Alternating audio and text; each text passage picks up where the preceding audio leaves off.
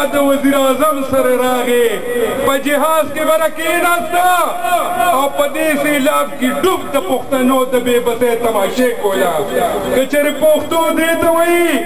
که چېرې غیرت دې ته وایي که چېرې د پښتنو مشري دې ته وایي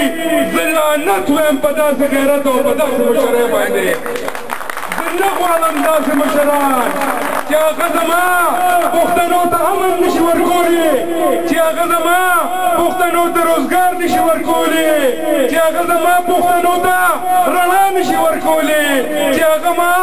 د امریکې د ډرون حملو نشي خلاصولی چې هغه ما د دې بمونو نه نشي خلاصولی چې هغه ما ته ګیس نشي راکولی چې هغه ما ته د 100 روپو روزګار نشي راکولی چې هغه ما ته لار نشي پخولی چې هغه زما په بچي باندې تعلیم نشي کولی چې هغه زما کوڅه نشي پخولی چې هغه زما په غم او ښادۍ کې نه راځي چې هغه زما تپوس نشي کولی زه لعنت وایم په داسې مشرانو باندې زه لعنت وایم د دې په دې پښتو باندې زه لعنت وایم د دې په دې غیرت باندې ما ته د داسې مشرانو ضرورت نشته ما ته د داسې پښتنو ضرورت نشته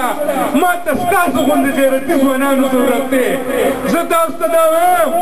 چې کله دې به وي چې موږ به روزګار ورکوو روزګار خو تاسو وکتوه کله چې دې وي چې موږ به امن ورکوو کله چې زموږ د پښتنو مشر امریکې ته لاړ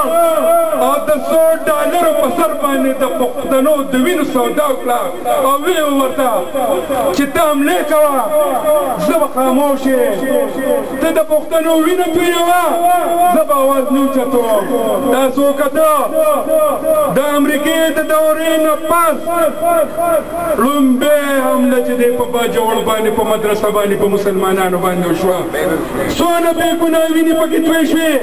څونه بېګناه لوی واړه پکې چې دی نو هغه خجل شو څومره تبعي پکې وشوه تاسو ګورئ نن چې په ایوان صدر کې څوک ناست دي